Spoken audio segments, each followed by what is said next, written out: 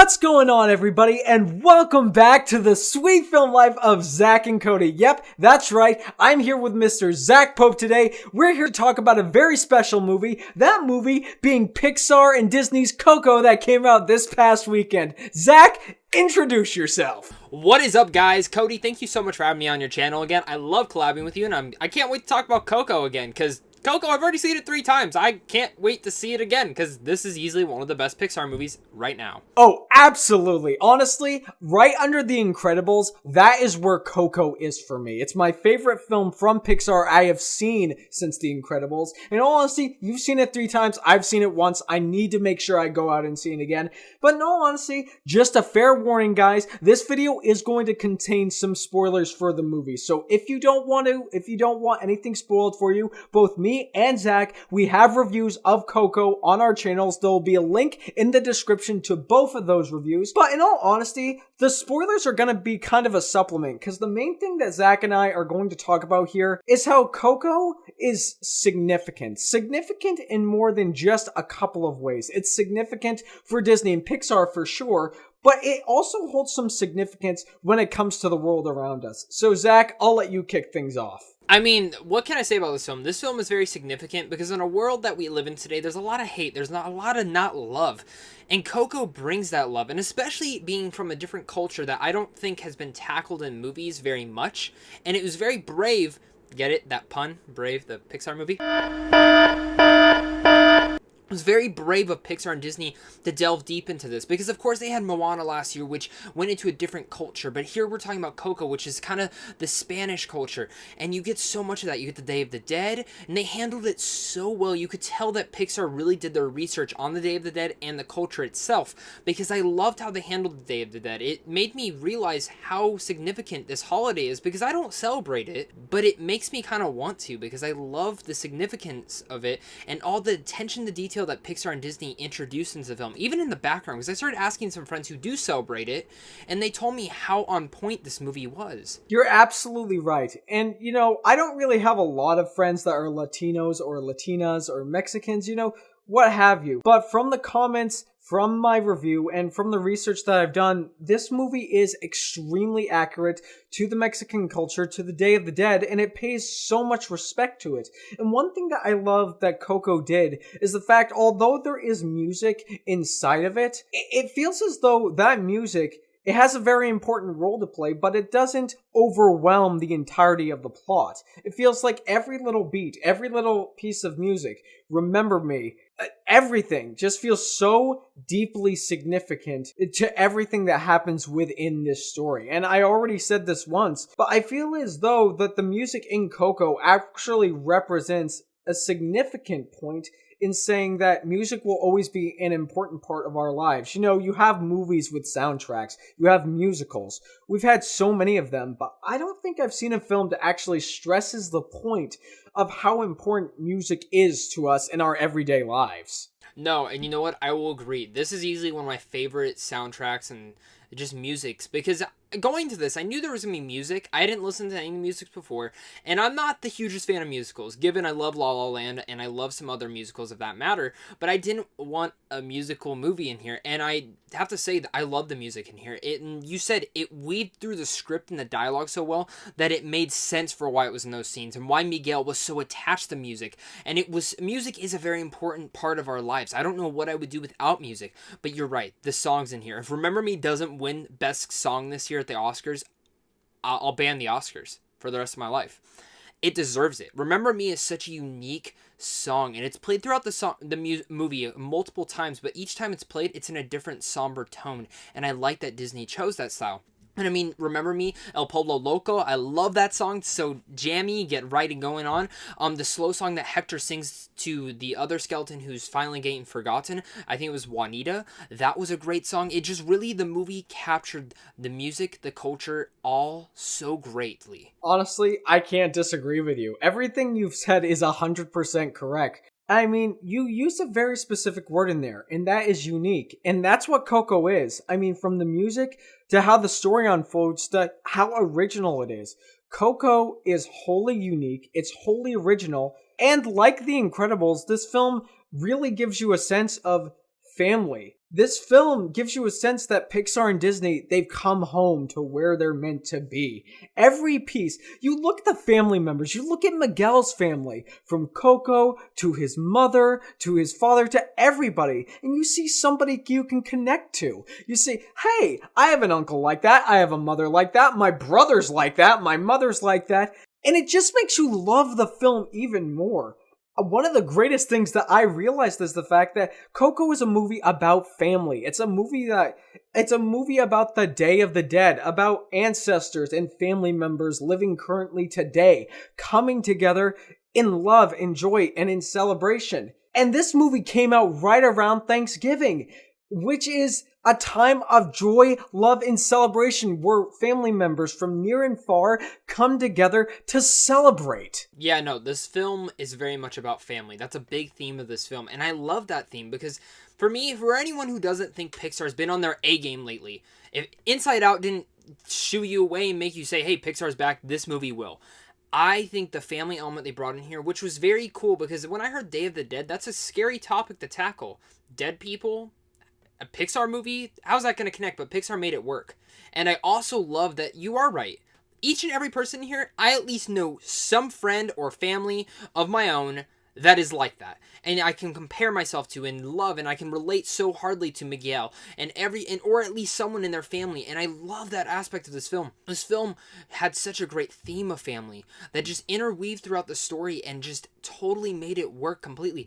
And I have to say, I love the character of Miguel's grandma and how she is, because she's so protective, but you know she's doing it for the right reasons. She's not just trying to be mean. She's doing it because she loves her family so much. And I also have to say that I like how it's also tackling the family aspect of family afterlife. Are they still there? Are they still watching us? And they are. Because sometimes, I know some people might not be religious on that aspect, but I always still believe that, like, when family's gone, they're still watching down on us. And I think this movie tackled that in a very light way, that it's nice to see that, like, even my old family members who have passed away, I know they're still watching me, and Coco shows that. It certainly does, and once again, a very much uniqueness.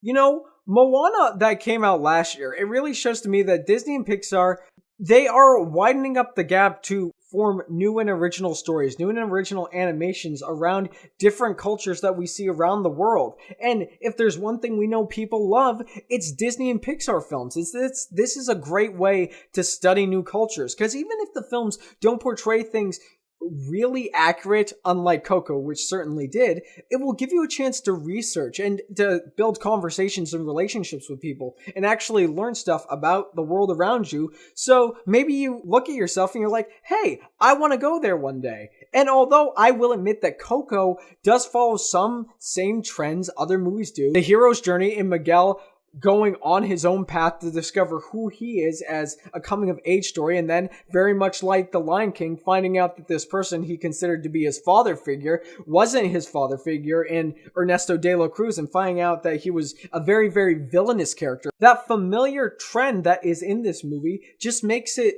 more solidified to me, and how much passion I have towards this movie, how much love I have towards this movie. And in a sense, this movie deals with home, it deals with family. It feels like Pixar and Disney are finally coming home and finally coming into a sense of family where they were always meant to be. Yeah, no, I agree. Again, Pixar, it feels like all the creators there are very a niche family. And we're not going to get into the John Lasseter stuff because I'm sure everyone has their own opinion on that. But you feel that family bond in there, and you feel the family bond being portrayed in here, and especially when that twist happened. Yeah, I kind of saw the twist happening a while back, but when it is said, it still hit me emotionally. I'm not going to lie, I cried in this film, and if you didn't cry either, you're probably heartless. But this film does bring the tears. It hits you right in there, like I said in my review, and I just loved seeing that aspect of Coco, because when you find out Hector is his great-great-great-great-great-granddad, it was great to see that happen, because it worked. Even though it was a little predictable, I was glad to see that happen, because it hit me in the feels really hard right here. It made me cry, but man, I love that aspect of the film. I love just the journey that Miguel went on to find himself. And yeah, you said it, like, this is kind of a formulaic story that Pixar has journeyed before, but it works, and Pixar makes it the journey each and every time different in its unique way, especially the world of Coco. The world of Coco is magnificent. And I do believe that, like, it's like their creativity and their imagination just spawned out. I mean, like, who would have known that, like, maybe this is what the Day of the Dead world looks like? That's so cool. All the vibrant colors, all the lights, all the creatures out there. It's so cool because it's like your imagination just comes to life. And now, honestly, guys, we've kind of tiptoed around this, but there is a really important issue here to bring up with Coco, and it's the fact that Zach's right. Over the past couple of years, things have been on very, very tender ground. Things have been kind of venomous amongst people. And the way I see it, like I said before, Coco has the ability to open up people's minds to different cultures, to different people around us. And if we look at what Coco did, it's powerful, and it honestly makes me want to see Disney and Pixar keep doing this string of things that they're doing. I want to see more cultures. I want to see a Greek culture. I want to see an Italian culture. I want to see a French culture. I want to see as many different cultures portrayed on screen as we can get, because in all honesty, that pumps me up. That makes me want to build more relationships, build more connections with the people around us and the cultures around us, so we can eventually try to dumb down the hatred that has been going around these past couple of years. It's very sickening, and I mean, this is not the way we're supposed to be. And I mean, you don't have to look very hard to see how divided people are, but it doesn't need to be that way. We have it might be a small step, but movies like Coco, movies like Moana, even the older films like Hercules or like Mulan, they have the ability to separate the gaps and to build bridges with other people. They are great things. I want to start building bridges, and I do not want to start tearing them down. I agree everything you're saying, Cody. I mean, America was built as a melting pot where a bunch of cultures are supposed to come together and share each other's traditions, share each other's different things that they go around, because that's what's amazing about this. Each and every person I meet, especially at work, I mean, I work in retail. I have horrible people that come in, but I get a good customer that talks to me about their life, talks to me about the traditions that they do in the holidays, because everyone's different. Everyone has their own cultures. I love hearing about it. And I love that. Coco gave me that sense of a different culture. And I think that you're right. Pixar, I'd love to see them tackle more stuff like this. Of course, we've seen The Incredibles from them. Of course, we've seen Ratatouille. And it's awesome when we get these kind of like stories where it's mythical, but at the same time, it divides and shows that culture as well. Again, Ratatouille is one of those things that shows kind of that French Paris culture, the food that they eat, which makes me super hungry every time I watch that film. Or jumping to Disney animations, when we see Moana like you were talking about, or Mulan, or Hercules. It's great to see because Disney and Pixar, they strive to bring together, because kids at a young age watch these films, but then they start appreciating those cultures more as they're growing up, which I think Disney is doing so grand. And I don't think anyone should not have anything against Disney, because I think they're doing all the right things. Right on point, Zach. Right on point. Raising kids to love others and raising them not to hate each other. I mean, that's what these great Pixar and Disney films are doing. And I'll say that another thing that Coco did, it makes me have an even greater respect for what families go through. You know, be it with their ancestry, be it with what they're dealing with on a day-to-day basis. It makes me have a greater respect for the mothers and fathers that are raising children under such harsh circumstances, and it makes me want to help out as much as I can. Yeah, no, I agree again, Cody. Again, I love what Coco's doing. I feel like this is a movie that's going to bring together people. And I was kind of disappointed when I saw it was only going to make 50 million this week, but now it's on the horizon to make even 70 million. This movie deserves all the love. And I think if you guys haven't checked out Coco yet, go and see this film. Get your friends, your family, bring them all together and go see Coco.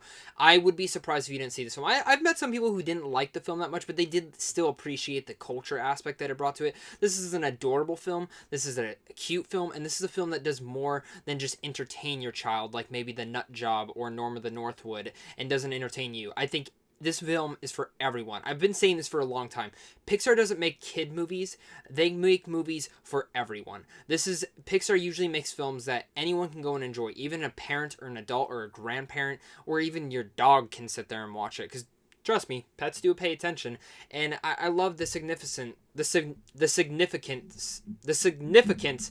of Coco. I think Coco is easily one of the best films of this year, and in recent times, it's one of the best animation movies ever, and I love Coco to death, and I can't wait to see what Pixar does next. You and I are on the same page once again, Zach. Coco, without a doubt, is one of the best films of the year. It's one of the best animations in recent memory.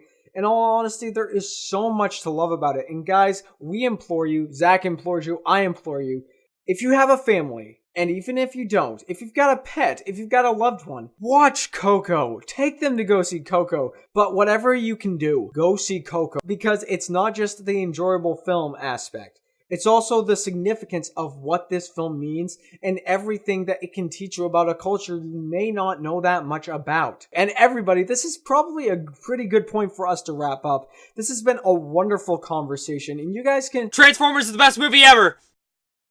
We're just gonna ignore what Zach said and we're gonna move forward.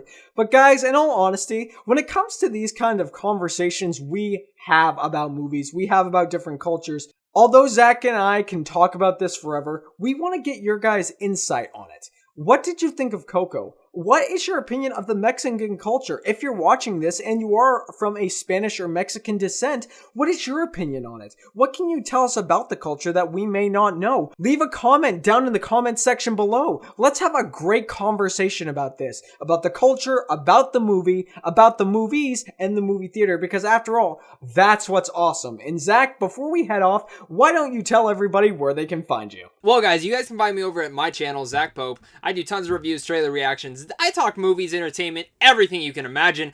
But guys, again, please go and see Coco. I cannot implore you enough. This isn't like a Transformers film where it doesn't appreciate the culture that's showing or disrespect women or different cultures. This is a movie that really holds tightly and makes something great. If you're worried about the Frozen short in the beginning, it is 21 minutes. But if your theater does let you choose your seats, just show up like 30-40 minutes after the movie starts and go check it out, because I know some people aren't liking the short. It is a cute short, but it is very long, so prepare yourself. But trust me, the movie Coco is worth the ride. It is fantastic, and I cannot wait to go see this film again. But guys, make sure to come follow me on my channel. I'll probably be showing up on Cody's channel soon, because if you guys didn't know, we love doing collabs, we love talking to each other, and we have something big planned soon.